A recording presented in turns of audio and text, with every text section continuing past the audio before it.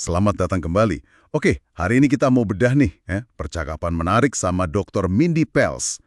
Beliau ini kan pakar kesehatan wanita ya. Topiknya seru. Puasa, metabolisme, hormon, termasuk soal lemak perut yang bikin pusing itu. Sumber kita dari transkrip wawancara beliau. Nah, misi kita kali ini menyaring intisarinya yang paling praktis buat Anda coba. Siap buat dapat aha moment? Oke, kita mulai ya. Nah, banyak nih yang mikir puasa itu kaku, ya harus ikut jam saklek. Tapi, insight pertama dari Dr. Pelz ini agak mengejutkan. Justru puasa yang polanya sama terus tiap hari, itu malah bisa bikin berat badan naik. Loh, kok bisa gitu? Iya, persis. Jadi gini, tubuh kita itu kan adaptif banget. Pinter dia. Kalau polanya gitu-gitu aja, dia mikir, wah kondisi lagi susah nih. Jadi metabolismenya dilambatin buat hemat energi. Kuncinya, kata Dr. Pelz, justru divariasi. Dia sebutnya feast-famine cycling, siklus pesta paceklik gitu. Ini niru pola makan nenek moyang kita dulu lah, yang makannya nggak tentu, kadang banyak, kadang puasa. Wah, menarik. Jadi bukan soal kaku disiplin, tapi malah fleksibel ya. Terus, gimana cara terapin variasinya di zaman sekarang? Kan sibuk nih. Ya, disesuaikan aja sama ritme hidup Anda. Gampang kok. Misal pekerja kantoran, mungkin lebih enak skip sarapan biar bisa makan malam bareng keluarga, ya kan? Tapi pas weekend, jendela makannya digeser aja buat sarapan atau brunch bareng teman atau keluarga. Nah, buat wanita, ini lebih penting lagi nih. Variasiin juga sesuai siklus menstruasi.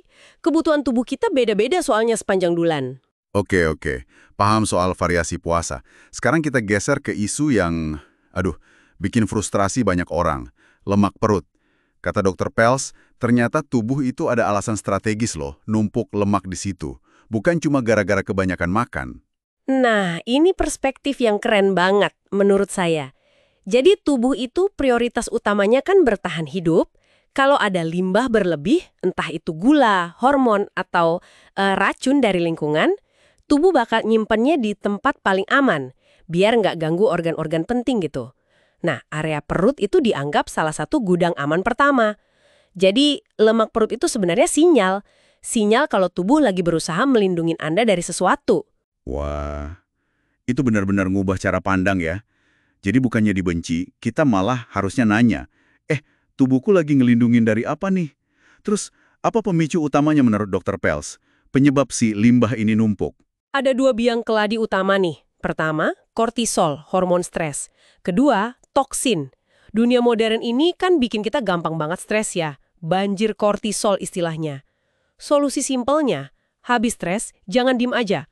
Bergerak, jalan kaki apa terus cari alam, deketin orang-orang positif. Nah, yang kedua, toksin.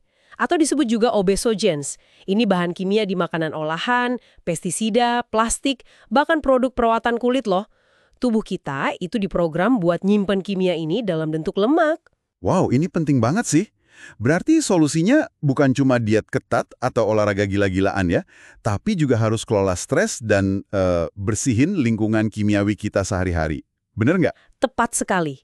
Itu fondasi yang sering banget kelewat. Ya, pilih makanan asli yang minim proses. Baca label. Pilih produk-produk alami sebisa mungkin. Itu dasar banget. Oke, ngomongin soal kelola toksin dan stres, ini pasti nyambung ke keseimbangan hormon ya, termasuk insulin. Ini nyambung nih ke poin Dr. Pelz berikutnya. Mending fokus ke respons gula darah daripada cuma ngitungin kalori. Kenapa gitu? Iya, secara teori kalori itu penting sih. Tapi ngitunginnya terus-terusan itu, susah ya. Dan sering nggak efektif juga buat perilaku jangka panjang.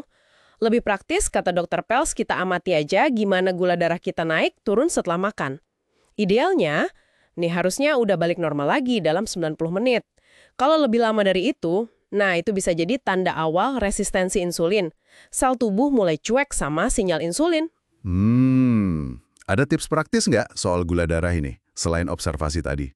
Ada, pola puasa intermiten kayak 16-8 itu cukup efektif secara metabolik. Yang makan 8 jam, puasa 16 jam itu ya?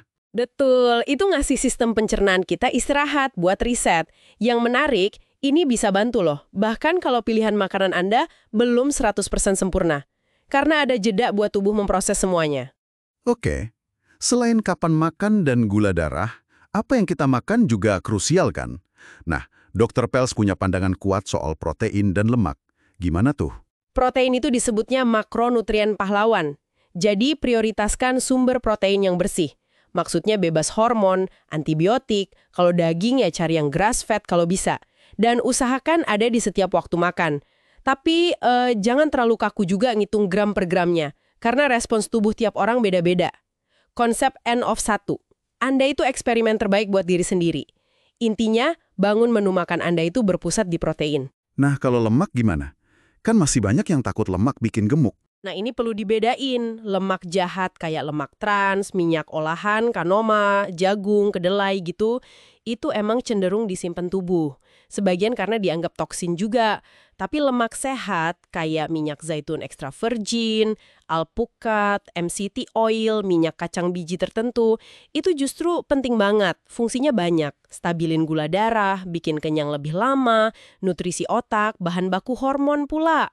Kuncinya gunakan secara strategis, jangan malah dihindari sama sekali. Wah, ini semua ya puasa, gula darah, protein, lemak. Ujung-ujungnya kan ke keseimbangan hormon.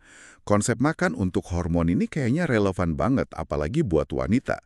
Bisa dijelasin dikit lagi? Tentu. Jadi makanan itu kan bahan baku buat bikin hormon. Dr. Pels itu mengidentifikasi ada sekitar 24 nutrisi kunci, disebutnya Key 24, yang dibutuhin banget.